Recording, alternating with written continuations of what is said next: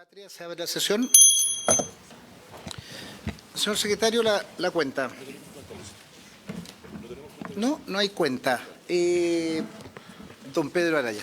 Gracias, presidente. No, por su intermedio querías solicitar que se pudiera autorizar a don Danilo Peña y a la directiva de la Asociación de Funcionarios de la Corporación de Asistencia Judicial que puedan asistir el día miércoles al proyecto que tenemos en tabla. De acceso a la justicia. Sí, no hay problema, y sin perjuicio de eso, no obstante que estamos en segundo trámite, sería importante, al menos ese día nos planteamos que va a exponer el ministro, seguramente alguien de la Cámara, invitar, y ahí, Pedro, no hay inconveniente después también de ponernos de acuerdo que vayan, pero también los podremos escuchar en algún momento. Bueno, si quieren ir ese día no es problema la primera, pero nosotros no hemos visto ese proyecto y ahí le pediría al ministro con su equipo de quienes escucharon, dónde quedaron los nudos, ponernos de acuerdo dónde está la discusión. Obviamente los funcionarios invitados, y usted ordene ahí cómo puedan participar después en la discusión. Perfecto. Luz, por favor. Gracias, presidente. Un tema vario para tener, ojalá, una opinión de la comisión y poder presentarlo en régimen. Hoy día se vio y quedó pendiente. Me solicitaron que yo lo planteara acá para especialmente su decisión, presidente, pero ojalá de toda la comisión. Hay dos proyectos, el boletín 16.430-17, sobre modificación a la ley 20.000, básicamente al parecer en tipificación de algunos delitos de la ley de droga y estupefaciente, y otro, el boletín 11.886-07, que modifica diligencias en relación al delito de abigeato en el Código Penal. Esos dos proyectos que están hoy día radicados en la Comisión de Constitución, el senador Flores quiere que se vayan a la Comisión de Seguridad.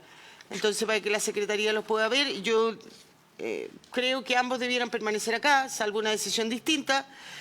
Uno es un cuerpo orgánico completo, como es la ley 20.000, y se refiere la modificación, tengo entendido, a tipificación de delito, y el delito de abigeato se refiere a modificaciones del Código Penal. Ojalá si pudiéramos tener una decisión unánime de la comisión para poder hacerla ver en el próximo comité, presidente. Presidenta, pero solo para ver el tema, hoy día nosotros estuvimos juntos a primera hora, hicimos un punto, y esto también se está transmitiendo, y aprovechando que está el ministro de Justicia, debiera estar las Express para poder clarificarlo. A propósito del proyecto de ley que votamos el día miércoles a última hora, que era el proyecto de reincidencia.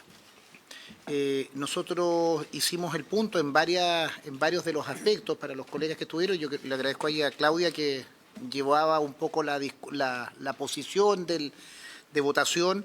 Creo que prácticamente como comisión votamos la mayoría de las veces de acuerdo, porque habían situaciones que, más allá de un tema ideológico de gobierno-oposición, eran francamente inconsistentes en el tratamiento. Yo agradezco que en el ambiente, entre el ministro, el presidente de la corporación, logramos tener un fair play, y muchas se votaron en contra para provocar la mixta.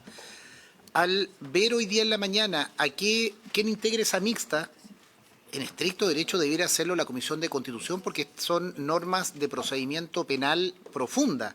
Escuchas telefónicas, elevación de pena, situaciones que caen en esta comisión.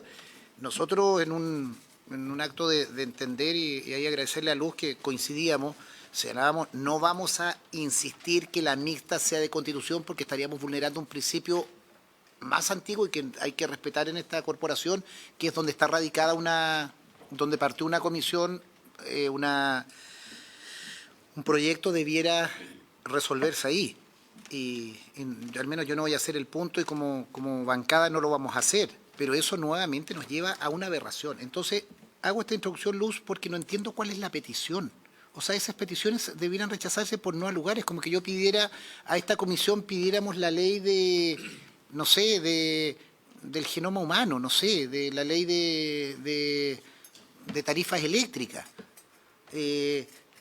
Porque es un derecho, no sé, constitucional buscar. Entonces, yo creo que esos dos proyectos nosotros los vamos a ver cuando corresponda, pero no podemos seguir continuando, no podemos continuar con esta con esta duplicidad y falta de rigurosidad para poder hacerlo. Entonces, no entiendo cómo se plantea eso en comité.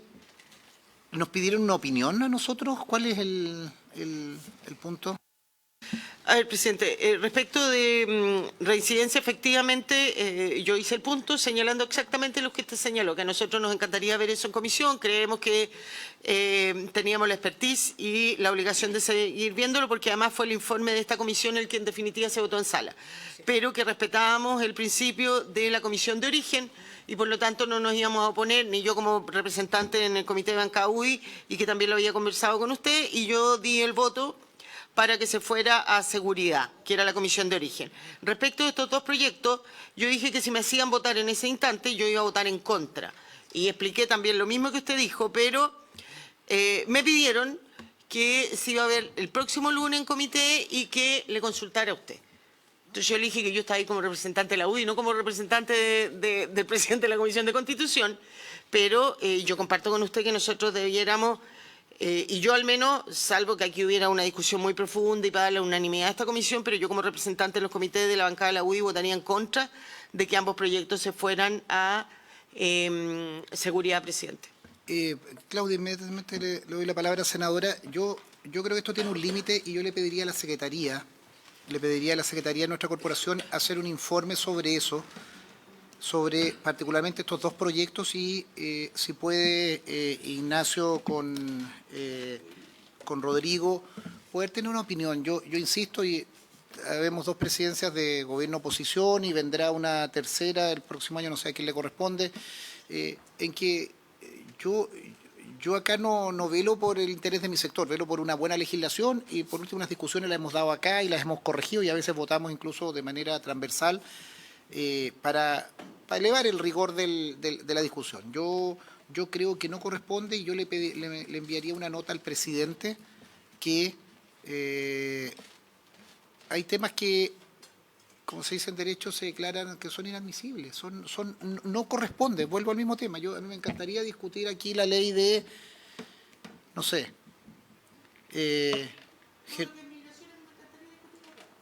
entonces pues yo creo que hay límites y no puede ser que una mayoría circunstancial termina distorsionando eso. Si les parece que adoptemos una situación desde el punto de la pertinencia, sino también en materia de impacto económico. Hacienda, a mí también me gustaría ver una serie de proyectos y esto es como tú lo pidas o en la sala o lo pides en la comisión. No, esto tiene que ser serio. Claudia Pascual, senadora. Gracias, presidente. Yo quiero, en primer lugar, aunque sea voto minoritario, pero yo no estoy de acuerdo con lamentablemente dejar pasar esta vez un criterio que tiene práctica parlamentaria anterior, que es que las mixtas se constituyan con las comisiones de origen. Y precisamente por lo último que expresaba tanto usted como la senadora Ensperger, puesto que el informe que se debatió y se discutió en sala en relación a reincidencia es lo obrado en esta comisión. Y por lo tanto, desde esa perspectiva, creo que reincidencia, todo lo que tenga que ver con el Código Penal y el procesal penal, además de lo constitucional, es como absolutamente de ADN de esta Constitución. Entonces yo de verdad que siento que si hubo una mala decisión en términos de dónde enviar ese proyecto en origen a otra comisión que no fuera esta, debiéramos revertirlo en la mixta. Si ustedes no van a cambiar esa situación, yo insisto, quiero que quede para la historia de la ley, digamos acá, que yo no estoy de acuerdo y incluso es más, quiero pedirle, por su intermedio, presidente, a la Secretaría poder informarnos cuándo se constituye la mixta y al menos al ir de oyente, porque no me parece... en este caso, insisto, creo que es una situación bien compleja, no es administrativa de por dónde inició la discusión.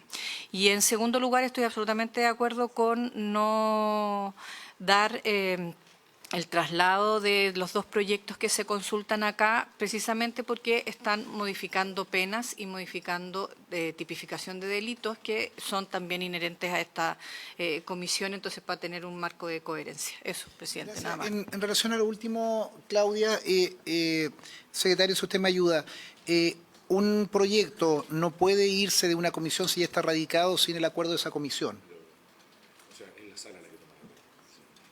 Ya, pero que yo vuelvo al mismo tema. Si nosotros vamos a estar en la sala sujetando a la mayoría del comienzo de la sesión, cada traslado, digamos, esto es pillaje.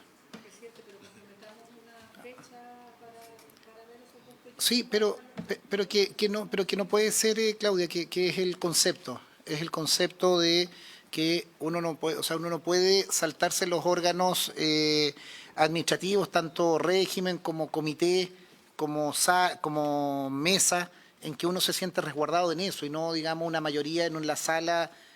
Perfectamente nosotros cuatro podríamos estar a esa hora integrando una comisión o estamos en una situación y no vas a dar la discusión y termina traspasado esto. Entonces, por eso yo le pediría a la Secretaría esa carta que me autorizaran, yo la voy a compartir con ustedes, pero con esos conceptos, que yo creo que hay un límite ya en esto, y yo le pediría también, ministro, al gobierno que sea riguroso en esto, porque esto es culpa, y me lo voy a decir con todas sus letras, que no se enojen aquí el gobierno.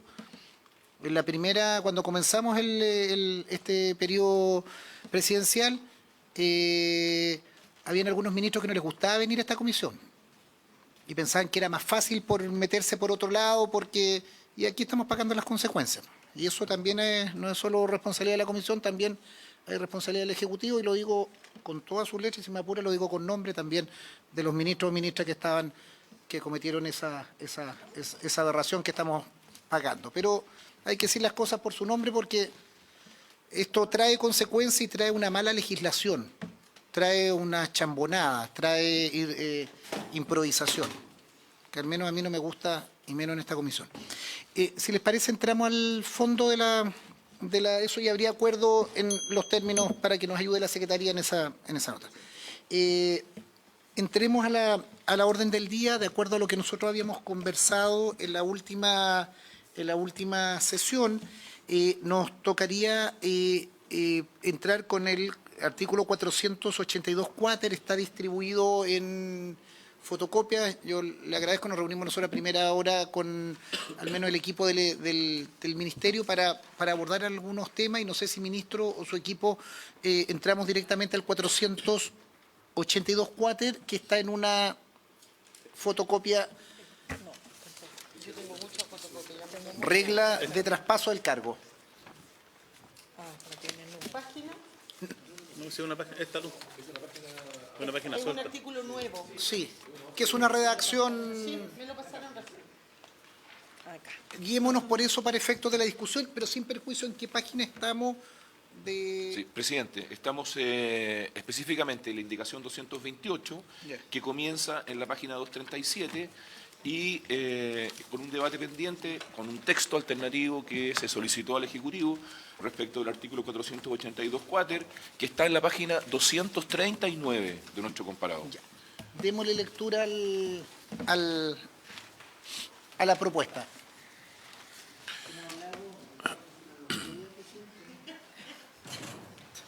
Señor presidente, entonces, el Ejecutivo ha planteado una redacción alternativa para este artículo 482 cuáter.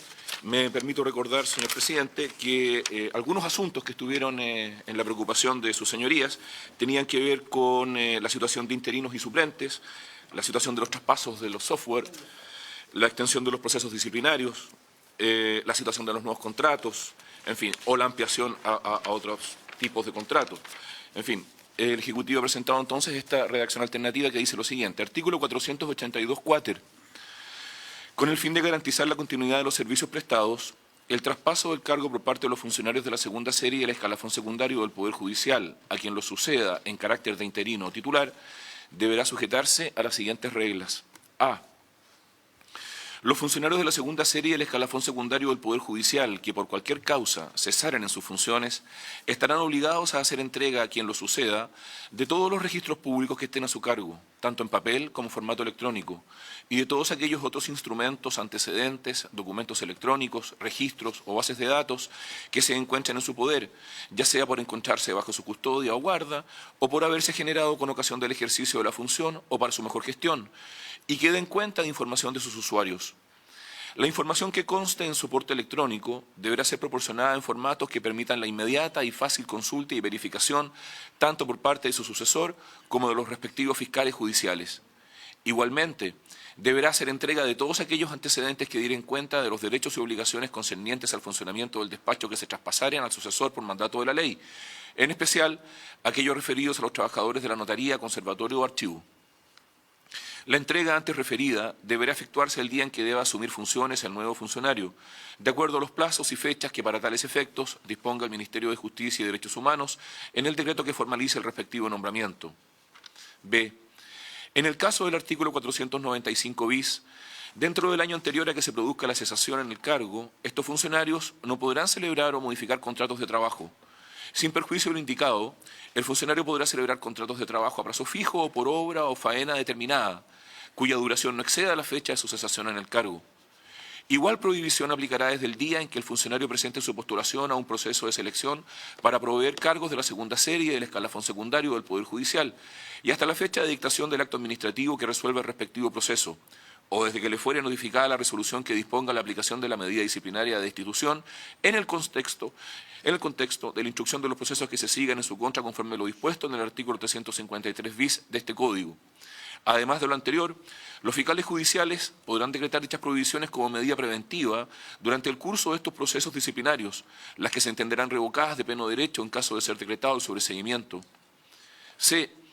Quien fuese nombrado notario, conservador o archivero tendrá derecho a que se declare el término de los contratos o la inoponibilidad de las cláusulas o estipulaciones celebrados por quien le hubiese precedido en calidad de titular durante los 12 meses anteriores a su ceso en el cargo, o por quienes hubieran sucedido a éste, desempeñándose en calidad de interinos, cuando estos le causaren un gravamen injustificado o excesivo, atendida a la finalidad del acto y las disposiciones especiales o generales que lo rigen.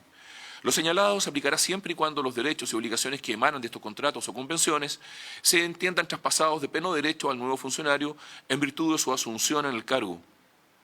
Declarada la inoponibilidad de una o varias cláusulas o estipulaciones de un contrato o convención, este subsistirá con las restantes cláusulas, a menos que por la naturaleza misma del contrato o atendida a la intención original de los contratantes, ello no fuere posible. En este último caso, el juez deberá declarar terminado el contrato sobre el que recae la declaración. El contratante afectado por el término del contrato o la inoponibilidad de una o varias cláusulas o estipulaciones del contrato o convención podrá a su arbitrio allanarse a dicha declaración o proponer, en el término de 15 días desde que quedare firme o ejecutoriada la sentencia, condiciones más equitativas de contratación, las que podrán ser aceptadas por el demandante. Dicha proposición se tramitará como incidente. El tribunal, en cualquier momento del procedimiento, podrá proponer a las partes una modificación equitativa del contrato que permita subsanar el desequilibrio en las contraprestaciones objeto de la reclamación. Tratándose de contratos de trabajo, la acción referida en el párrafo primero de este literal se tramitará ante el juez con competencia en materia laboral, pudiendo el tribunal, en subsidio del demandante, aceptar las nuevas condiciones de contratación propuestas de conformidad al párrafo tercero, cuando éstas aseguren un equilibrio razonable en las contraprestaciones de las partes. Si el contrato hubiese estado vigente un año o más, por el término del contrato el trabajador tendrá derecho a recibir el pago de la indemnización prevista en el artículo 163 del Código del Trabajo. No podrá demandarse la terminación de un contrato o la inoponibilidad de una cláusula o estipulación que estuviera vigente por más de 2 años. El afectado con el término anticipado del contrato o la inoponibilidad de una o varias cláusulas o estipulaciones podrá demandar indemnización de perjuicios en contra del notario, archivero o conservador con quien hubiere celebrado el referido contrato o convención. D. Los contratos de cualquier naturaleza que el funcionario celebre con quien le suceda en el carácter interino titular, con el fin de asegurar el correcto traspaso y funcionamiento del respectivo despacho a la continuidad del servicio, deberán sujetarse de manera estricta al principio de buena fe contractual. Se entenderán nulas, tratándose de estos contratos, las cláusulas o estipulaciones que, en contra de las exigencias de la buena fe, atendiendo para estos efectos a parámetros objetivos, causan un desequilibrio importante en los derechos y obligaciones que para las partes se deriven del contrato en perjuicio del funcionario que sucede en el cargo. Para ello, se atenderá a la finalidad del contrato y a las disposiciones especiales o generales que lo rigen. Lo señalado aplicará para todos los pactos suscritos desde el mes anterior a la fecha de cesación en las funciones del antiguo funcionario y hasta el término de 6 meses contados desde la asunción en el cargo de quien le suceda. Se presumirá que causan un desequilibrio importante en los derechos y obligaciones que derivan para las partes las cláusulas o estipulaciones destinadas a efectuar cobros o a condicionar la entrega de los instrumentos referidos en el literal A de este artículo, a fijar precios de licencias en contratos de compraventa o de prestación de servicios que superen en más de un 20% el precio promedio de mercado para bienes o servicios de similar naturaleza. La inclusión, en perjuicio del funcionario sucesor, de cargas o condiciones que no sean usuales en los respectivos contratos y la ejecución de acciones o prácticas que atenten contra la libre competencia. Previo al abandono del respectivo oficio, los fiscales judiciales deberán requerir la práctica de auditorías en los términos previstos en el artículo anterior, con independencia de los ingresos anuales que genere el respectivo despacho. Estarán obligados a someterse al examen de auditores externos, en los términos previstos en el inciso segundo del artículo 482 ter, los funcionarios que no hubieran sido sometidos a aquellos durante los últimos 5 años.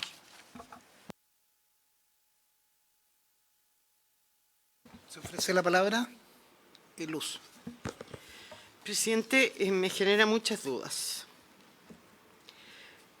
Cuando uno... Primero, a mí me gustaría saber cómo operan los traspasos hoy. Porque siento que de repente hay cosas que si funcionan bien, ¿por qué innovar en demasiado lo que puede causar más enredo? No me queda claro en las letras B, C y siguientes, ¿no es cierto? Porque partimos, y es lo que hemos hablado acá, estableciendo una obligación de aquellos que están un año de irse o por otra causa de número de tiempo durante el cual no pueden celebrar contratos nuevos o modificar los actuales, salvo que lo hagan en ambos casos por un plazo de vigencia hasta que ellos terminen en sus cargos. Ese es como el principio general. Pero luego se empieza a regular tanto que se deja sin efecto esa prohibición y se le entregan a los tribunales el determinar si las cláusulas son o no desequilibradas. ¿Por qué van a entrar a juzgar eso si está la prohibición? Entonces, la verdad que me enredé mucho, presidente, y no logro entender que si estábamos de acuerdo con esta prohibición, ¿por qué después en ciertos casos le vas a entregar al juez que determine si proceden o no proceden? ¿Por qué se establece un plazo de 6 meses hasta el cual se puede reclamar? Creo que enreda todo. Acá creo que la decisión es, ¿hay prohibición o no hay prohibición? Pero toda la regulación que aquí se establece creo que deja sin efecto finalmente la prohibición. Eso, presidente. Gracias. Senadora Araya. Gracias, presidente. Yo quiero decir que comparto buena parte del texto del artículo, pero tengo algunas dudas que son bastante puntuales. En el literal A, porque pareciera ser que cuando uno lo lee, la obligación de entregar en formato electrónico aparece como una suerte de expropiación encubierta. Que eso es lo que al fin del día, porque yo entiendo que aquí no hay un software único, sino que eventualmente cada conservador o notario puede desarrollar su propio software, que no necesariamente va a ser interoperable o compatible con otro software, porque no tenía el notario esa obligación al momento de hacerlo. Entonces, al hacer la exigencia que debe entregarse en formato electrónico, eso presupone que en el caso que, pensando por ejemplo en el conservador de Santiago, que probablemente el software que a uno se le viene a la cabeza, que entiendo yo que es un software de desarrollo propio, que no necesariamente va a ser compatible o interoperable con otro software. Entonces, en la práctica, lo que viene acá es como una suerte de expropiación encubierta. Entonces, y esto después se refuerza con la letra D en el inciso tercero, al generar esta suerte de establecer por parte de la ley cuál es la forma en cómo esto debiera resolverse y, entre comillas, cuál es el precio máximo que se podría cobrar. Pero nace la pregunta obvia, por ejemplo, ¿cómo yo valorizo el software del conservador de Santiago, que probablemente el más completo que hay en Chile, si no tiene un parangón al lado? O cómo el conservador de Santiago, si no quiere entregar su software, entrega en forma interoperable y de fácil consulta. ¿Tiene que ser un software nuevo? Entonces, yo creo que aquí hay un tema que no está bien resuelto. Creo que debiera acá buscarse una redacción distinta. Probablemente tendría que, más que señalar el valor o la obligación, un mecanismo respecto de cómo esto se resuelve el conflicto en el tiempo intermedio. Lo segundo, respecto del tema de la contratación, y lo otro, porque acá, cuando se le coloca un tope máximo de cuál es el promedio de mercado para los bienes y servicios, eso también me causa cuidado, porque claro, uno puede decir, el promedio puede ser un 20%, pero si uno tiene una muy buena oferta, que no necesariamente puede guardar relación con el que no me va a suceder en cargo. O sea, por ejemplo, en inmuebles. Supongamos que un notario es dueño de un inmueble y el precio de arriendo que teóricamente le podría cobrar al notario que llega para seguir en ese inmueble sería un 20% superior al precio de mercado, pero podría ocurrir que yo tenga una muy buena oferta que me duplique en el valor. Entonces quedaría amarrado legalmente de no poder ir a esta nueva o entregárselo a otra persona porque tengo que cumplir con esta norma. Entonces el inciso tercero de la ley me causa mucho ruido. Lo segundo, en el tema laboral, yo creo que se recogió bastante lo que conversamos en la discusión. Lo que sí no comparto es el inciso 6º de la letra C, porque aquí se señala que los contratos o sea, la terminación del contrato de la inoponibilidad deberá estar vigente por más de 2 años. Pero hay que tener presente que muchos notarios conservadores pueden estar en proceso de un concurso que dure más de 2 años. Entonces, eso yo esta norma no lo colocaría, sino como está redactada al principio, cuando se está en un proceso de cese de funciones o de postulación, no puede contratar desde el año anterior.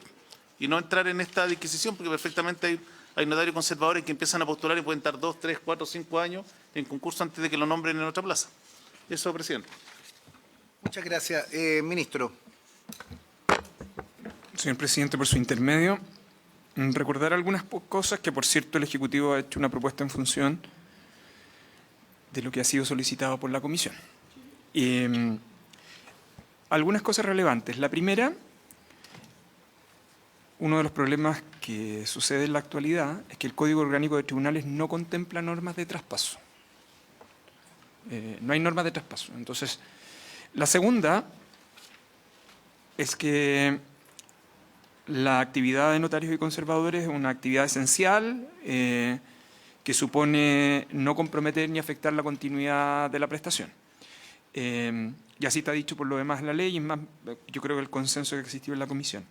Lo tercero es que al no existir norma en la actualidad de traspaso, existe un dilema que es necesario enfrentar, que tiene que ver con la continuidad del funcionamiento del oficio versus la asimetría que se produce entre el notario conservador entrante y el saliente.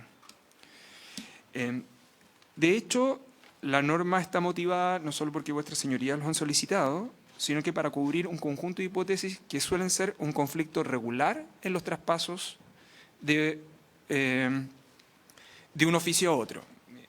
Y por eso yo diría que esencialmente lo que busca esta norma es, por un lado, evitar que la anterior imponga cláusulas abusivas a contratos que se deben continuar.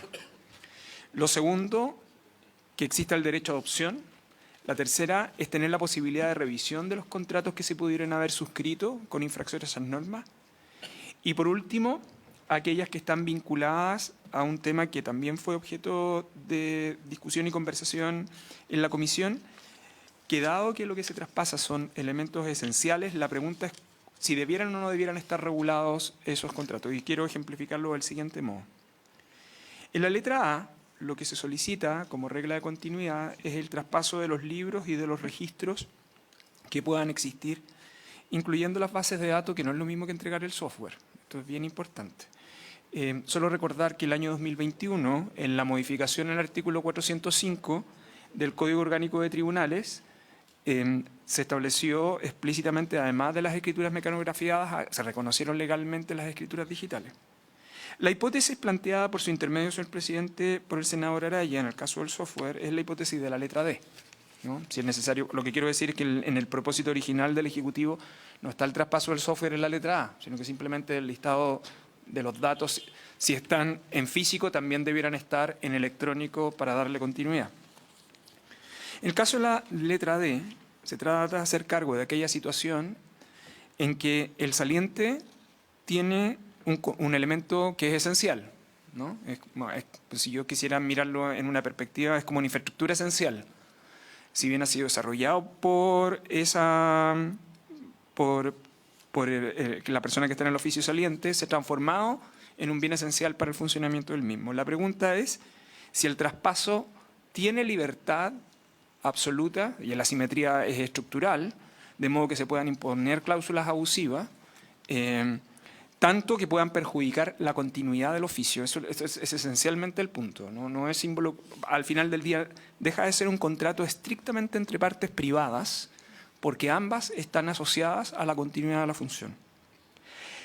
Ese es el propósito sobre el cual están construidas las 4 hipótesis, ¿no? La letra A respecto al traspaso de los activos del oficio de bien esencial, la letra B que está vinculada a los contratos de trabajo, la letra C que es una regla que está destinada a resolver problemas que se pudieran suscitar y que en consecuencia entrega competencias a los tribunales, que no lo diga, es más o menos lo que sucede en la actualidad, dando criterios para la solución y conservación del contrato en aquellos casos que se produjera. Y la letra D, que tiene que ver con los contratos que están asociados a tratar de equilibrar la posición que estructuralmente es asimétrica entre el saliente y el entrante. Como vuestras señorías podrán apreciar, la Comisión está abordando un aspecto que en la actualidad es un problema que se suscita entre una hipótesis y otra. La segunda, que en la actualidad no está regulada, y que, por cierto, la propuesta del Ejecutivo ha tratado de hacerse cargo de 4 aspectos que, levantada la evidencia, son como los 4 aspectos centrales que suelen suscitar controversia entre oficios salientes y entrantes. Por cierto, podrían haber otro tipo de redacciones más precisas. Podría incluso uno optar por una interpretación lacónica, simplemente la prohibición, pero las hipótesis reguladas en esta propuesta igualmente se van a seguir suscitando, ¿no? En aquellos contratos que no son laborales y en aquellos contratos de bienes y servicios que son estructurales a la función y que dejan una posición o están en una situación de asimetría de parte entre el entrante y el saliente. Eso nada más, señor presidente. Sí, gracias, presidente. Saludar, por cierto, al ministro, a sus asesores, asesoras, a quienes nos acompañan, digamos, y a los senadores y senadoras. En relación a la nueva propuesta, yo estoy de acuerdo con... Primero, creo que recoge varios de los puntos que discutimos en la sesión anterior. A mí me parece... Claro, al principio puede dar un poquito de susto porque uno ve la propuesta original del proyecto de ley y es bastante más corta en términos de letras en general, no literales, o sea, mucho menos texto. Pero al mismo tiempo permite tener una clara actuación en el caso de encontrarse en cada una de estas situaciones. Creo que desde esa perspectiva es un aporte. Lo segundo es que me parece que está bien el literal A. Yo quería, lo dijo el ministro y quiero reforzarlo, a mí me parece que de lo que uno lee, y yo sin ser abogado, digamos, lo interpreto así, lo que uno lee en este literal principalmente tiene que ver con el poder tener respaldo electrónico de cada uno de los documentos que están en papel, que es muy diferente al desarrollo de un software, ¿no? Y yo me imagino que todos los notarios, conservadores de bienes raíces y archiveros, etcétera, en la medida que necesitan un software, pueden encargarlo a alguien que se los desarrolle, porque dificulta que cada uno de ellos tenga una experticia informática, digamos, para poder más encima autodesarrollárselo.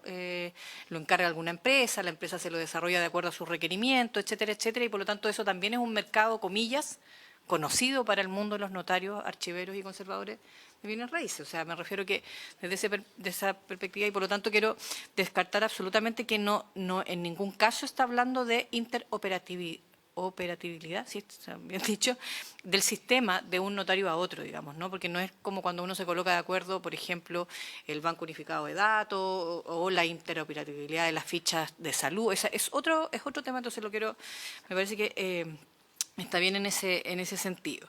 Y creo que se rescata muy bien el principio de efectivamente empezar, entre comillas, y lo voy a decir en términos más coloquiales, a lo mejor menos abogaciles, digamos, pero a ordenar la casa antes de que termine el periodo, ¿no?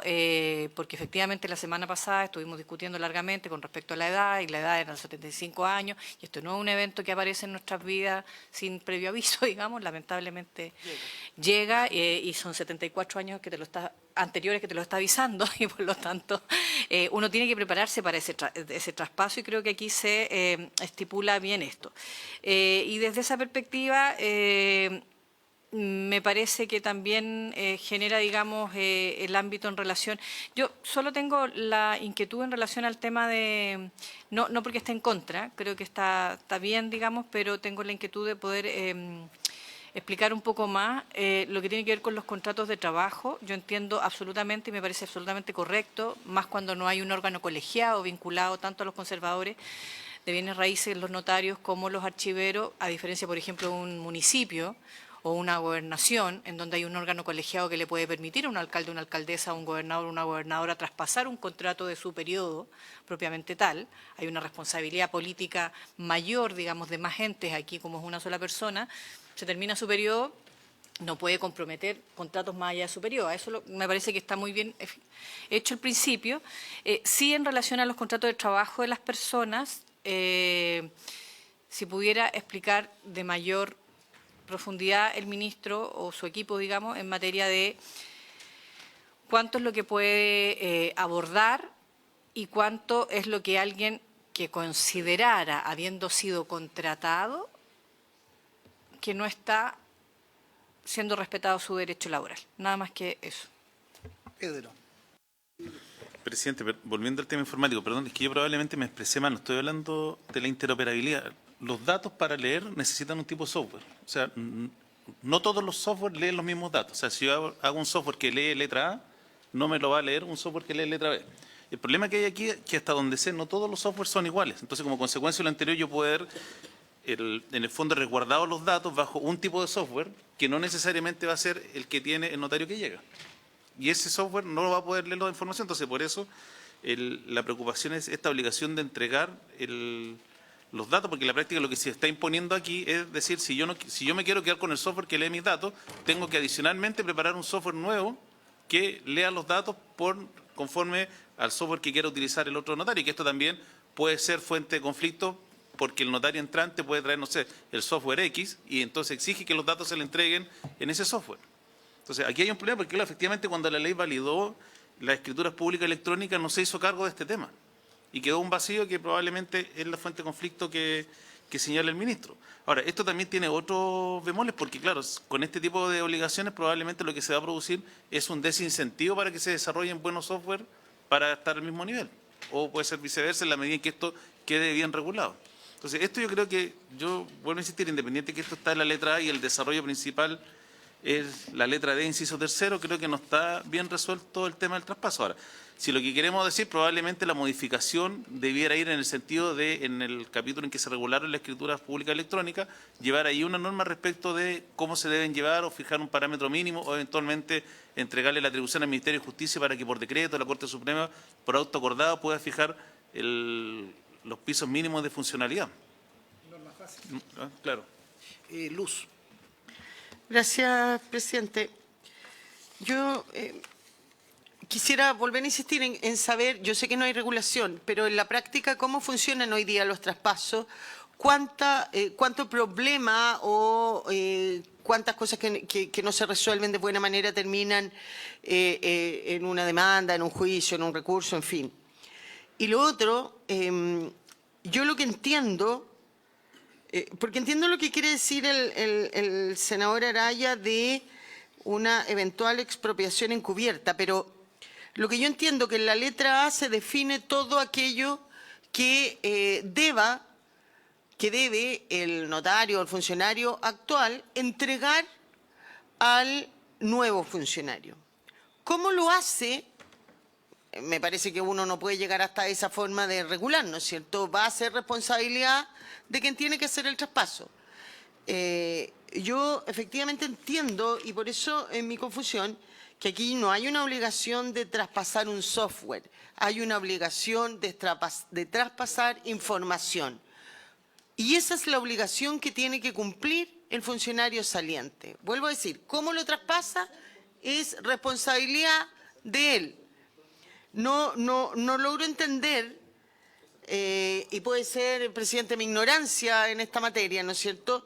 No logro entender dónde estaría la expropiación encubierta. Y respecto de mis otras dudas, yo creo, presidente, y le sugiero si pudiéramos ir viendo letra a letra para ir aclarándolas ahí y resolviendo todas las eventuales inquietudes. Gracias, presidente. Sí, hecha la discusión, yo creo que nos estamos concentrando en una particularidad y precisamente algo que va a regular esta ley, establecer una yo creo, una homogeneidad, es más, sobre todo hoy día que se está utilizando software, es un instrumento fundamental y debiera ser un estándar también. Yo creo que ahí debiera haber un estándar homogéneo por parte del ministerio. Yo no me imagino que en los juzgados, un juzgado tiene un software y otro juzgado tiene otro software. Cuando tú llegas como juez, como secretario, como funcionario a un tribunal u otro y las correspondientes Corte de Apelación y Corte Suprema, se utiliza el mismo instrumento. Entonces yo creo que eso es materia, el software, efectivamente, tú puedes tener una particularidad porque lo tienes encriptado, lo tienes para tu uso personal y eso tiene es la llave de entrada, pero eso no, nosotros no podemos estar regulando en una actividad de esta naturaleza negocio, digamos, situaciones anexas. ¿Les parece que vayamos votando por letras y de esa manera poder resolver y clarificar en la letra lo que no está en la A y que está en la D, en definitiva, pero votemos A, B, C, D y hacemos el punto donde corresponde? Ministro. Señor presidente, por su intermedio, solo una precisión. Lo que está pidiendo la letra A es algo bien elemental, que incluso no sería necesario decirlo, y está en el párrafo final, y es que los datos se entreguen en un formato legible. Porque de lo contrario, en verdad, tenemos un problema estructural en el traspaso. Es una norma muy simple que trata de decir lo obvio, ¿no? Que se entregue en un formato legible. Eso nada más. Sí, que vamos por letras, pero sobre este punto... Pero pongámosla en votación y argumentamos a favor o en contra, depende de lo que a uno le parezca. Pongamos, señor secretario, en votación la letra A del artículo 482 cuáter, de acuerdo a el documento que nos ha enviado el Ejecutivo. Gracias, presidente. El señor presidente somete a votación el literal A del artículo 482 cuáter propuesto por el Ejecutivo. Senadora señora Bensperger. No, pero por eso estamos votando la A, demos la discusión sobre la A y argumentando a favor o en contra o con lo voto a favor con tal o cual modificación.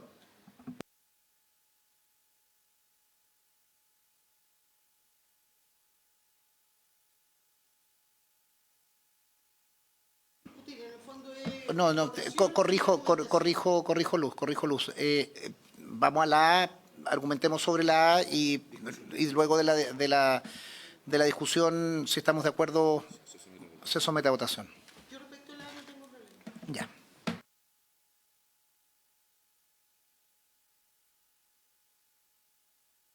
En votación.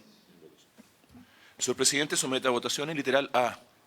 Senadora señora Bensperger. A favor. Senadora señora Pascual. A favor y con los argumentos que di anteriormente. Senador Soraraya. A favor. Señor presidente. A favor. Señor presidente, resultado de la votación, 4 votos por la afirmativa. Aprobada la letra A. Pasamos a letra B.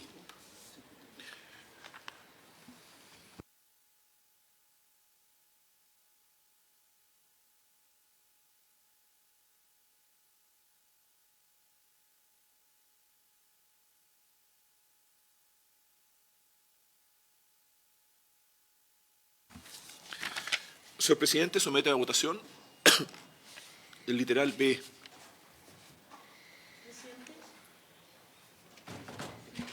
Yo en esta letra tengo una sola duda, porque en el inciso primero, respecto a los que van a cumplir 75 años, perdón, lo estaba jubilando antes, y en el inciso segundo se prohíbe la contratación en el año anterior.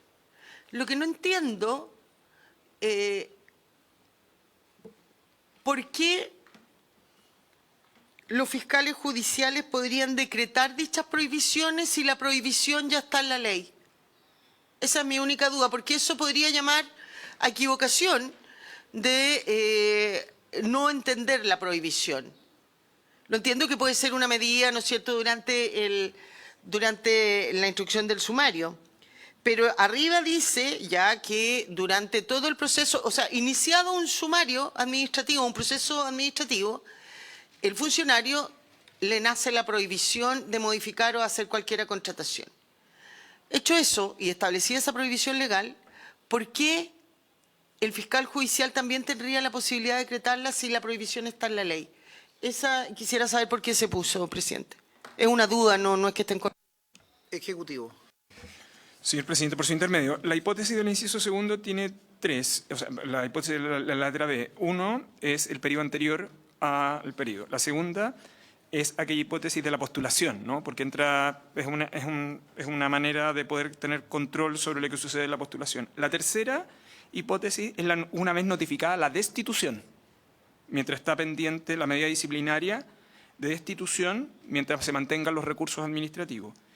Y la última es la hipótesis del fiscal judicial que puede, durante la instrucción del sumario, adoptar como medida preventiva esta prohibición, ¿no? Esta última hipótesis no es igual que la anterior. La anterior solo aplica en el caso en que se hubiese instruido la medida de destitución. Pero arriba sí lo señala. Después de, en el caso de la primera hipótesis, dice, y hasta la fecha de dictación del respectivo acto administrativo que resuelva el proceso de postulación, ¿no es cierto? O desde que le fuera notificada la resolución que disponga la medida disponga. O en el contexto de la instrucción de procesos que se sigan contra... No, o sea, yo entiendo que ya está incluida, ¿no? ¿Y a qué se refiere con la frase o desde que le fuera notificada la resolución que disponga la medida disciplinaria de destitución en el contexto? Ya entendí.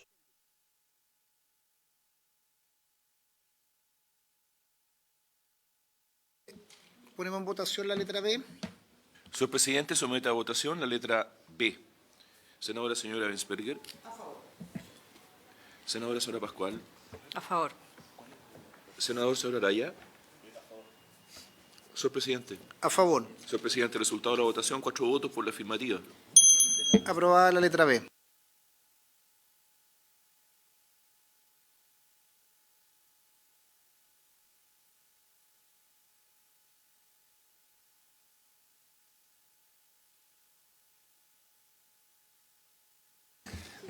Señor presidente, por su intermedio, el Ejecutivo quisiera responder la pregunta de la senadora Pascual en relación a la letra C. Así que le doy la palabra, si me permite, señor presidente. Presidente, por su intermedio, aquí puedo dar respuesta a la pregunta de la senadora Pascual, también de la senadora Luz Bensperger, a propósito de por qué necesitamos estas medidas correctivas si tenemos ya la prohibición, y a la inquietud del senador Araya, que dice relación con el plazo de 2 años para efectos de habilitar la revisión de estos contratos. Lo primero que hay que tener presente, por su intermedio, es que estamos trabajando con figuras bastante excepcionales en nuestro ordenamiento jurídico. El artículo 1545 del Código Civil, que tiene mucho peso, establece el principio de pacta sunt servanda, y que es que los contratos se respetan tal como se han pactado. En otras legislaciones existen avances en el sentido de habilitar una revisión contractual en ciertas situaciones de excepción cuando, por distintas circunstancias, la desproporción o la falta de equidad en los derechos y obligaciones que surgen están acompañados de una situación que amerita esa revisión. En este caso, esa situación se da porque quien va a ser vinculado con el contrato no fue parte del contrato que se había suscrito, ¿ya? Entonces, de alguna forma, se trabajó con una especie de periodo sospechoso, un periodo inmediato al tiempo en que asume el nuevo funcionario, donde las operaciones que presenten un desequilibrio importante puedan ser revisadas. Por eso es que se alude a un año antes del cese del notario anterior, pero también las situaciones de interinato. Y nos importó abordar las situaciones de interinato porque sabemos que el interino lo va a proponer el notario que está en el cargo. Entonces tiene una relación, puede tener una relación de bastante sintonía con el saliente. Entonces, efectivamente, se pudiera cubrir incluso un periodo mayor a un año, que va a depender de cuánto demora en los nombramientos de aquellos interinatos. Entonces, Efectivamente, aquí los principios que se tratan de resguardar es, efectivamente, en estas situaciones en que un notario le afectan las contrataciones anteriores, tratar de asegurar la existencia de condiciones equitativas de contratación. Y si estas no existen en ese periodo de tiempo, poder gatillar una especie de revisión contractual. Y el otro principio que nos importa relevar, que normalmente está vinculado siempre a las instituciones que habilitan la revisión contractual, es el de la continuidad de las relaciones contractuales. O sea, en lo posible, tratar de que éstas puedan subsistir. Y eso particularmente si van a ser relaciones de contrato de trabajo, porque no necesariamente aquellos contratos pueden haber tenido una concomitancia o complicidad con el trabajador que pudiera haberse afectado. Por eso es que, inspirados un poco en lo que es hoy día la lesión enorme, que cuando se declara la nulidad surge un derecho de opción del contratante afectado para conformarse o hacer una alternativa, por eso también está la posibilidad de buscar una instancia de conciliación, ¿ya? Y en el tema del contrato de trabajo, efectivamente, entonces, si bien para la situación general somos respetuosos con el principio de pacta sunt servanda y será la parte la que podrá proponer y la otra aceptar estas condiciones contractuales a efectos de mantener este contrato, en los contratos de trabajo tenemos ciertas reglas especiales. Primero, una regla de competencia. Estas materias son de competencia de los juzgados de letras del trabajo.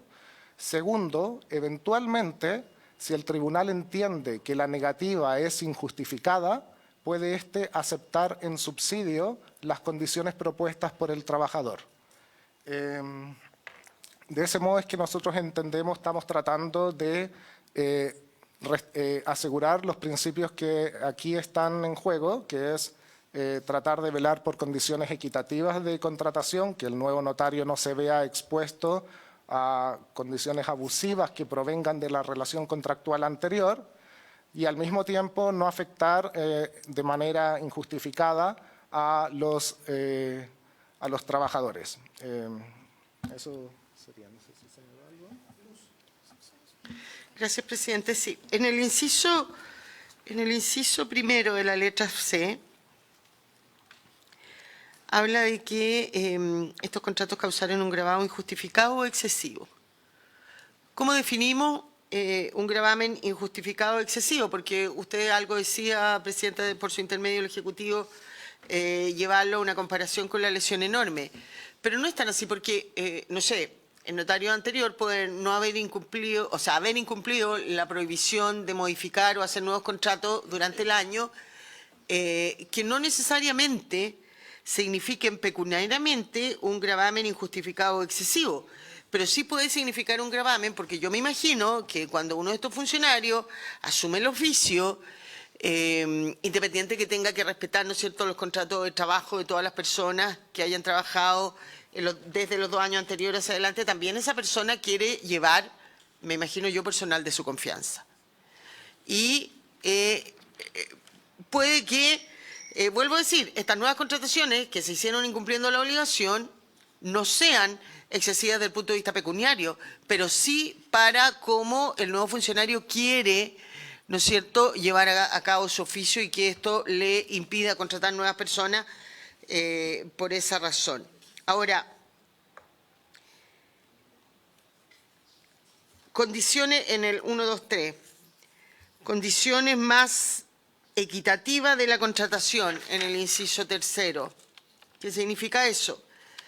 Y evidentemente que cuando un tribunal proponga, ¿no es cierto?, una eventual conciliación, una modificación equitativa del contrato, también ahí de alguna manera, independiente que hoy día eso existe, ¿no es cierto?, en todo, pero generalmente cuando el demandante no acepta la conciliación, la propuesta de conciliación del tribunal termina siendo la sentencia.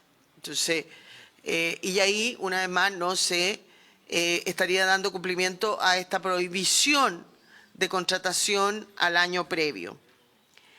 Y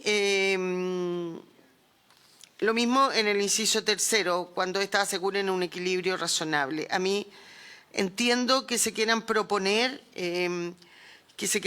algunas normas para regular este tema, pero vuelvo a decir, desde mi punto de vista, conceptos como un gravamen injustificado o excesivo, cuando no causaran un gravamen injustificado, cuando se habla de condiciones más equitativas de contratación o modificación equitativa del contrato, subsanar el desequilibrio de las contraprestaciones, obtener un equilibrio razonable, etcétera, echan por tierra la prohibición y terminan permitiendo estas contrataciones en el año anterior o en los años anteriores porque se van a regular por esta forma. Creo que termina siendo letra muerta la prohibición de la contratación un año. Esas son mis preocupaciones. Gracias, presidente. Gracias, Luz. Ejecutivo. Por su intermedio, presidente, parto por lo último planteado por la senadora. Más que echar por tierra, lo que intentan estas medidas correctivas es complementar la prohibición. O sea, la prohibición aplica. De hecho, nosotros inicialmente la teníamos solamente prevista para el año anterior a los 75 años y la situación de los procedimientos disciplinarios, lo que nos deja un montón de otras hipótesis en que la persona puede salir del cargo y efectuar estas contrataciones. Ahora lo complementamos un poco más con aquel que va a concursar, pero de todos modos nunca va a quedar cubierta todas las hipótesis en que la persona va a salir del cargo, lo va a dejar vacante y tiene expectativas de que así va a ser y puede desarrollar contrataciones. Por tanto, en la medida que existen estas prohibiciones, efectivamente las medidas correctivas que suponen esta acción de revisión judicial ex post van a ser menos frecuentes, porque normalmente va a quedar resuelto con la prohibición preventiva. Eso es lo que se aspira. Pero en el caso que no haya quedado, porque no le afectaba la prohibición, porque, por ejemplo, en el procedimiento disciplinario estas contrataciones se llevó antes de la decisión de destitución, es que apuntamos a estas medidas correctivas. En relación a las nomenclaturas, estas nomenclaturas son bastante uniformes en todas las instituciones que apuntan a la revisión contractual. Planteé que nos inspiramos un poquito en la lesión enorme, pero eso no es tan preciso. La lesión enorme es una institución que apunta a la conmutatividad en un tema muy específico, que es el precio en el contrato de compraventa, y ahí sí se puede objetivizar muy bien cuando se rompe ese equilibrio tolerable. ¿Ya? Solamente nos inspiramos en la lesión enorme en cuanto a que, porque fuimos de alguna forma prudentes, no vamos de inmediato a la revisión contractual, sino a la declaración de inoponibilidad, pero si ésta se acoge, y aquí es donde nos inspiramos un poco en la lesión enorme, habiendo una sentencia firme, puede haber un derecho de proponer, de conformarse o de proponer soluciones más equitativas, ¿ya? Pero en realidad nos inspiramos más bien en la institución de la revisión contractual, que es excepcional, que apunta justamente a contratos en condiciones especiales, con cláusulas abusivas, y allí, esto es ley del consumidor, pero también un montón de normativa internacional que apunta a la revisión contractual, que apunta en general justamente al principio de buena fe, pero principio de buena fe objetivado en el contraste de los derechos y obligaciones que surgen del contrato. Y ahí se apunta a la finalidad del contrato y a la normativa que lo regula. Entonces el tribunal tendrá que apreciar si en un contrato de trabajo, por ejemplo, es razonable, no sé, no siempre va a ser el tema de una cláusula esencial como la remuneración, pero sí quizás los permisos que se pactan u otras cuestiones más accesorias son razonables en el entendido de la naturaleza del contrato y la normativa que lo regula. Ese es más o menos el ejercicio y es eso todo lo que se puede objetivar en base a estos conceptos. Eso por su intermedio, presidente. Si les parece, vamos a poner en votación la letra C, señor secretario. Señor presidente, somete a votación la letra C propuesta por el Ejecutivo. Senadora Bensperger.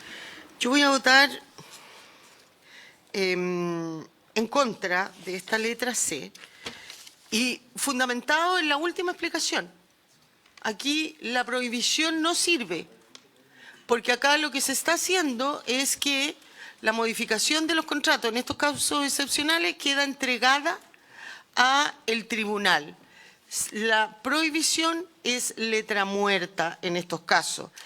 Y no la comparto porque habíamos llegado a un acuerdo que no se iban a hacer contratos y hoy día se dice no, va a ser el tribunal el que va a decidir si estos contratos son equilibrados o no. No era eso lo que discutimos acá. Y yo creo que la naturaleza de las prohibiciones son esas prohibiciones. No sé, no me imaginaría el día de mañana aprobando en otra materia, ¿no es cierto?, que no tiene nada que ver con el contrato de trabajo, pero cuando el Código Penal tipifica como delito el robar, no me imagino que nosotros aprobáramos, como existe en otros países, que el tribunal pudiera, ¿no es cierto?, decir que no se configura el delito de robo porque fue una cuantía menor y atendía a la necesidad de la persona, eso no va a ser delito. Cuando hay una prohibición, es una prohibición. Si no, reconozcamos que no queremos la prohibición y que sometemos todos los contratos de trabajo o modificación de contrato que se hacen en este periodo a decisión del tribunal. Pero aquí estamos reconociendo la prohibición y luego le ponemos normas para que sean en definitiva los tribunales los que decidan. Eso para mí no es prohibición y yo creo que habíamos llegado a un acuerdo que se iba a establecer la prohibición en contra, presidente. Gracias, senadora. Senadora Soler Pascual. Sí, yo lo que entiendo de esta letra me hace votarla a favor, primero porque viene a regular una situación que hoy día no está regulada y que tiene que ver con la eventualidad de, en el caso del contrato de personas, de modificar sus contratos previos a la cesación del cargo y por lo tanto pudiendo incluso con la prohibición de no modificar en 12 meses anteriores, quedando una situación en el limbo previo a los 12 meses, en donde yo estoy también, porque insisto, en la edad que tiene un hecho objetivable, lo hago a los 18 meses y le subo el sueldo a una cantidad exorbitante, a 2 o 3 o 4 o lo que sea, de personas de confianza del notario, conservador o archivero, y son casos, o sea, pueden ser casos puntuales, pero creo que siempre hay que colocarse, digamos, en las situaciones que pudieran deslindar, digamos, un tipo de este tipo, digamos, situaciones concretas, y por lo tanto que pudiera ser efectivamente luego tener alguna posibilidad la nueva persona que suceda al cargo, si le sale demasiado oneroso o un gravamen mayor, digamos, a poder continuar el oficio, poder tener alguna posibilidad de ver una nueva situación. Yo creo que lamentablemente hay casos de conocimiento bastante, hasta por los medios de comunicación, de algunas situaciones en las cuales no se entienden, digamos, aumentos de sueldo de última hora bastante exorbitantes. Entonces yo creo que desde esta perspectiva entiendo la prohibición general que está en la norma que nos propone el Ejecutivo y al mismo tiempo la redacción de cada uno de estos incisos que también se coloca primero en el caso de una situación que pudiera ser más conflictiva y por lo tanto generar alguna posible solución y al mismo tiempo la mediación que le permite inclusive a esa persona contratada llegar hasta una indemnización en el caso de tener que ser desvinculada. Eso. Aprueba entonces, senadora. Senador Solaraya. Señor presidente. Presidente, creo que la mayoría de estas normas hemos podido buscar un acuerdo de reacción y que sean unánimes. Entendiendo, yo voy a votar a favor, pero quiero ser respetuoso con Luz, que hace unas observaciones que puede tener algún espacio de duda. Yo voy a votar a favor, se va a aprobar la norma, pero pediría que si pudiéramos afinar algunas reacciones sin cambiar el fondo del asunto. Si con un cambio formal pudiéramos tener la unanimidad, yo creo que insistiría la Secretaría. Lo vemos con el Ejecutivo y reabrimos esa votación. Creo que estamos en la misma idea. Yo voy a votar a favor. O sea, por eso lo que digo, terminemos como el referéndum en ese sentido, porque creo que estamos en un margen que... Correcto, por eso voy a tocar la campana de aprobación, esto estamos en votación, yo voy a votar a favor, se consolidaría un 3-1 aprobando, pero si hay una mejor reacción en esos términos. ¿Le parece? Perfecto, señor presidente. 3 por la afirmativa, un rechazo. Hago presente a sus señorías que este artículo es orgánico constitucional y debe ser consultado a la Corte Suprema, pues se entrega nuevas facultades a los tribunales de justicia y artículo 77 de la Carta Fundamental. Por lo mismo, con mayor razón, yo creo que podemos, digamos, ahí al referéndum, poder revisar si esa reacción ayuda y nos va a facilitar también una mejor respuesta o interacción con la Suprema, tanto mejor para efectos de que tengamos normas unánimes. Continuamos. Letra D, presidente. Señor presidente, somete a votación la letra D, propuesta por el Ejecutivo. Senadora señora Bensperger. Presidente, quiero hacer una consulta. La letra de cuando dice los contratos de cualquier naturaleza, ¿incluye los contratos de trabajo aquí? No, porque esos están regulados en la letra C, ¿no es cierto? Son todos los demás contratos. Ya, es que el de cualquier naturaleza me complicaba. ¿Me puede dejar para el final para que pueda leer? O presidente, si pudiera leer la letra D completa al secretario antes de votar, se lo agradecería. Señora senadora, letra D. Los contratos de cualquier naturaleza que el funcionario celebre con quien le suceda en carácter de interino o titular, con el fin de asegurar el correcto traspaso y funcionamiento del respectivo despacho o la continuidad del servicio, deberán sujetarse de manera estricta al principio de buena fe contractual. Se entenderán nulas, tratándose de estos contratos, las cláusulas o estipulaciones que, en contra de las exigencias de la buena fe, atendiendo para estos efectos a parámetros objetivos, causen un desequilibrio importante en los derechos y obligaciones que para las partes se deriven del contrato en perjuicio del funcionario que sucede en el cargo. Para ello se atenderá a la finalidad del contrato y a las disposiciones especiales o generales que lo rigen. Lo señalado aplicará para todos los pactos suscritos desde el mes anterior a la fecha de cesación en las funciones del antiguo funcionario y hasta el término de 6 meses contados desde la asunción en el cargo de quien le suceda.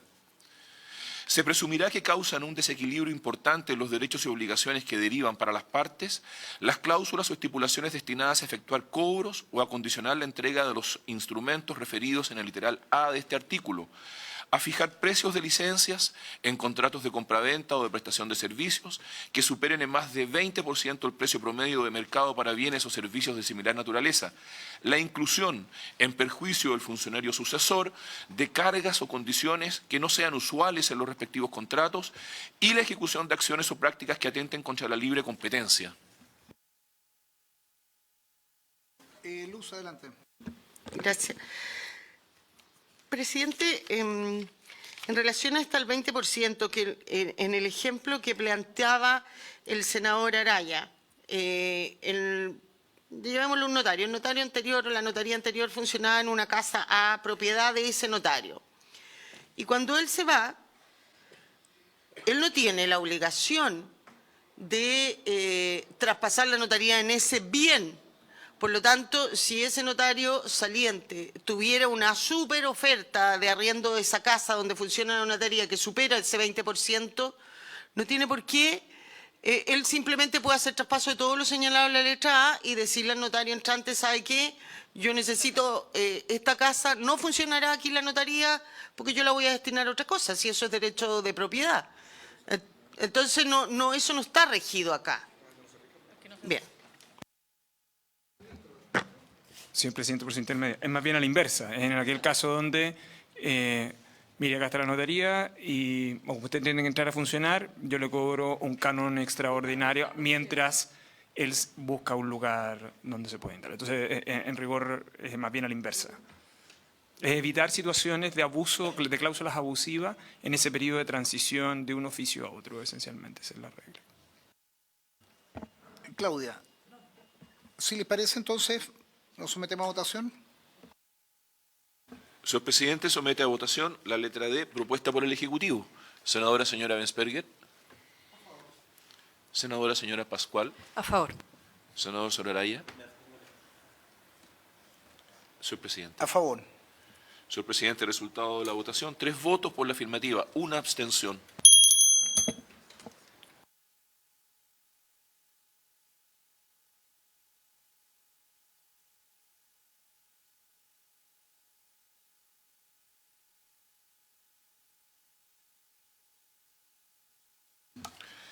Letra E. Previo al abandono del respectivo oficio, los fiscales judiciales deberán requerir la práctica de auditorías en los términos previstos en el artículo anterior, con independencia de los ingresos anuales que genere el respectivo despacho. Estarán obligados a someterse al examen de auditores externos, en los términos previstos en el inciso segundo del artículo 482 ter, los funcionarios que no hubieran sido sometidos a aquellos durante los últimos 5 años. No recuerdo si aprobamos o no en la sesión pasada el 482 ter.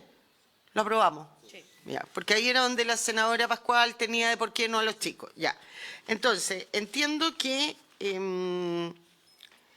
solo para los casos de entregar todas las notarías más chiquititas que no están previstas en el 482 ter, que sean obligatorias, hacerlo, podrían, ¿no es cierto?, o van a tener la obligación de esta auditoría. O que no la hayan hecho en los últimos 5 años, que no debiera ocurrir porque debieran haberla hecho de acuerdo al 482 ter. Ya, ok.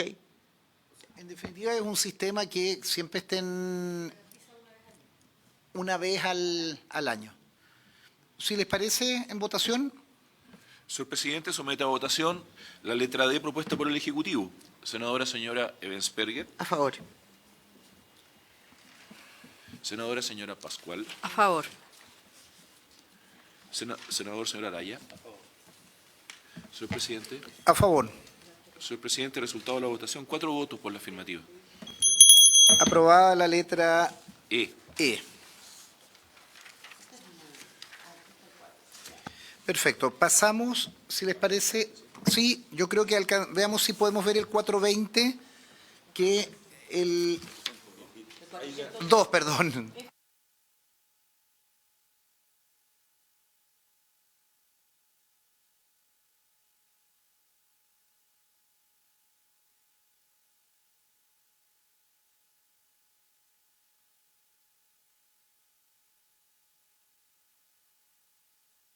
Leamos, no, está en el texto que nos propuso el Ejecutivo. El Ejecutivo. Pero antes, indicación 229. Perdón, indicación 229, me recuerda el secretario. Sí, está vinculada. 229, que es en la página... En la página 240, sus señorías, figura la indicación 229, que es de la senadora señora Rincón. Esta indicación 229 incide en el artículo 482 bis, que... Me permito recordar a sus señorías, fue aprobado con enmiendas. Las enmiendas tuvieron que ver con el inciso final de ese artículo 482 bis, 4-0. Perfecto, entonces veamos la indicación. La senadora señora Rincón propone intercalar a continuación de las palabras servicios prestados y antes del punto seguido el siguiente texto, no pudiendo efectuar cobro alguno por estos conceptos a su sucesor en el cargo. Pero claro, esta indicación incide en el numeral aprobado por la Cámara de Diputados, que fue sustituido por el... En votación, si le parece, por la misma votación. El señor presidente somete a votación la indicación 229. Senadora señora Ebensperger. Senadora señora Pascual. En contra por ser incompatible con lo ya aprobado. Senador señor Araya. Señor presidente. En contra. Resultado de la votación, señor presidente, 4 votos por el rechazo. Rechazada la indicación.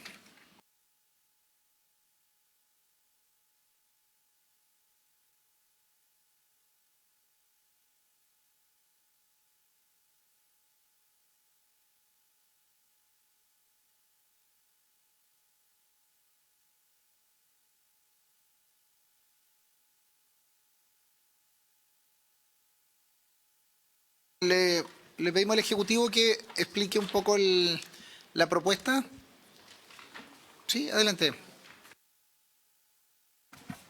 Presidente, por su intermedio, la propuesta que está en manos de los senadores tiene por objeto acoger una solicitud de esta comisión en orden a incorporar en la propuesta original del Ejecutivo lo planteado en la propuesta del senador Araya en su momento y otras observaciones que surgieron en el contexto de la discusión.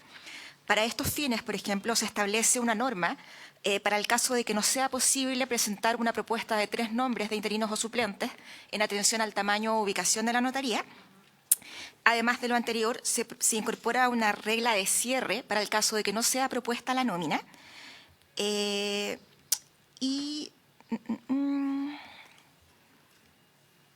Eso es, presidente, básicamente. Perfecto. Si le parece que lo leemos y ver si alcanzamos a votarlo, si no hay discusión. Secretario. Gracias, presidente. Señor presidente, la norma es del siguiente tenor. Artículo 402. Antes del 30 de noviembre de cada anualidad, cada notario deberá proponer por escrito y en orden de prelación ante el Ministerio de Justicia y Derechos Humanos los nombres de 3 abogadas o abogados que cumplieren con los requisitos previstos en el artículo 463 bis de este Código para que lo reemplacen en caso de ausencia o inhabilidad. Excepcionalmente, en aquellos territorios jurisdiccionales en los que solo hubiere un notario y no fuere posible contar con abogados en número suficiente para formar las listas de conformidad a lo indicado en el número anterior, se permitirá la proposición de 1 o 2 nombres. No podrán proponerse los nombres de personas que se encuentren en algunas de las situaciones previstas en el inciso segundo del artículo 260, o sean cónyuges, convivientes civiles, se encuentren ligados por adopción o tengan una relación de parentesco hasta el 3er grado de consanguinidad y segundo de afinidad, ambos inclusive, con funcionarios de la segunda serie del escalafón secundario. En caso de ausencia o inhabilidad del notario, el Ministerio de Justicia y Derechos Humanos designará al abogado que hubiere de reemplazarle mientras dure el impedimento de entre aquellos que figuraren en el respectivo listado.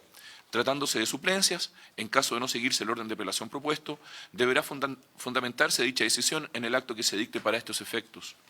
El notario titular será responsable por los actos del notario suplente. El mismo procedimiento se utilizará para el nombramiento de un notario interino en caso de vacancia del cargo o de ausencia permanente, sin perjuicio de lo dispuesto en el literal M del artículo 287 del presente Código. De no efectuarse la proposición por parte del notario, el Ministerio de Justicia y Derechos Humanos, a propuesta del fiscal judicial respectivo, designará al abogado o abogada que hubiere de efectuar el reemplazo, quien deberá cumplir con los requisitos previstos en este artículo. Deberá darse prioridad a quienes hubieran rendido los instrumentos de evaluación estandarizados a que refiere el artículo 287 dentro de los últimos 3 años. Durante el tiempo que durare la ausencia o inhabilidad del notario, el reemplazante designado podrá autorizar las escrituras públicas y dar término a aquellas actuaciones iniciadas por el titular que hayan quedado pendientes, debiendo dejar constancia de tal circunstancia en el respectivo instrumento. Del mismo modo, podrá proceder el titular respecto de las escrituras públicas y actuaciones iniciadas por el reemplazante. ¿Se ofrece la palabra? Luz. Tengo 2 dudas y una observación. En el inciso siguiente dice en la frase final, conformidad a lo ubicado en el número anterior, debiera ser inciso porque aquí no hay número, ¿no? Lo que me hace ruido es que no se va a respetar en el caso de la suplencia la proposición del notario, porque dice que deberá fundarse decisión, el Ministerio de Justicia deberá fundamentar en caso que no la respete. Quisiera saber por qué no podría respetarse, ¿no es cierto?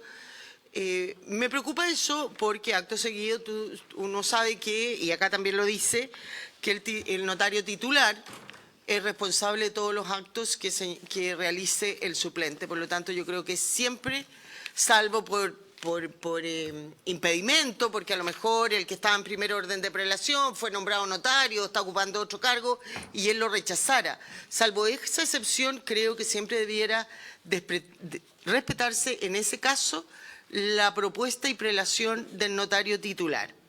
Mi otra duda dice, cuando empezamos a hablar de interino, dice mismo procedimiento. O sea, también en el caso del interinato se va a reemplazar, se va a nombrar a alguien de las propuestas del notario anterior. ¿Eso es? Ok. Eso. Y ya, eso nomás. Claudia. No, yo comparto la nueva propuesta que trae el Ejecutivo. Creo que se recoge lo que planteó en primer lugar el senador Araya a propósito de los lugares más pequeños o donde hay menos abogados y abogadas, digamos, que puedan estar en disponibilidad para ser notarios, conservadores o archiveros. Y por lo tanto, desde esa perspectiva, me parece bien la nueva propuesta. Creo que además al ya estar votado el artículo 260, la remisión que se hace aquí está dando no solo a los cónyuges o convivientes vinculados precisamente a la persona exclusiva que estamos viendo, sino que también aquí están puestos ya en el 260 todas el parentesco que pudiera haber con autoridades políticas determinadas, digamos, ¿no? O sea, desde el presidente de la alta dirección. desde el presidente de la República o la presidenta de la República, pasando por los ministros, subsecretarios, la Corte Suprema, etcétera, etcétera. Creo que desde esa perspectiva se rescata bien. Si no recuerdo mal, eso es un poco lo que habíamos planteado en la semana anterior. Oiga, sí, Pedro, perdón. Estamos en el límite, vamos a prorrogar 3 minutos para poder votar esto. Pedro. No, presidente, en la misma línea de lo que plantea la senadora Insper, ¿cuál sería la razón para que el Ministerio rechazara la propuesta? Porque yo entiendo que esta en la práctica lo que va a hacer el notario va a enviar el documento y va a haber un decreto ministerial que apruebe el orden de prelación a propuesta del notario respecto de la suplencia. Tengo una duda y que si me la podrían explicar respecto del itinerato, porque yo creo que es una situación distinta. En el caso del itinerato, se trata de un notario que cesó en el cargo por renuncia, por edad, medida disciplinaria o por traslado. Entonces, ¿por qué razón debiera ser esta propuesta hecha por el propio notario? Entonces, que se está creando todo un nuevo sistema respecto de nombramiento.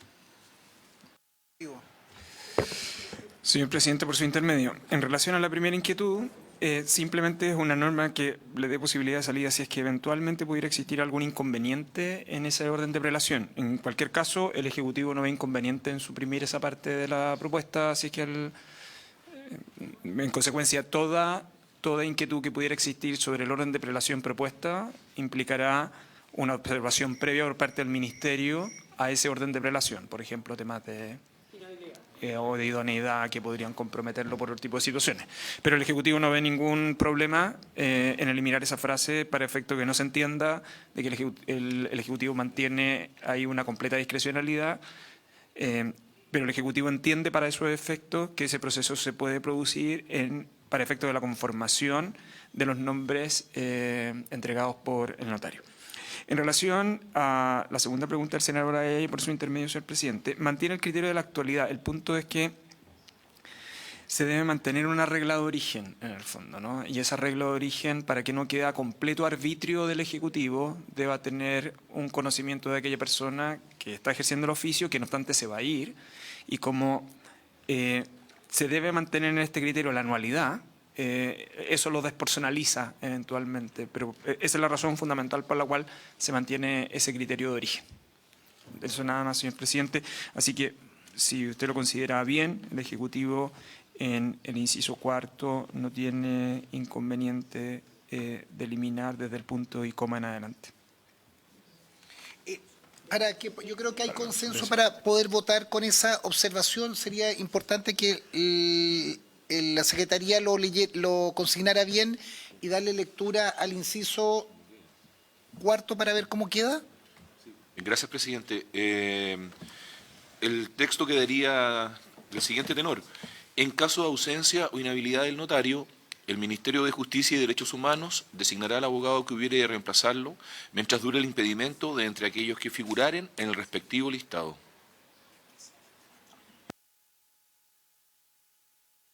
¿Le parece? Se elimina. Correcto.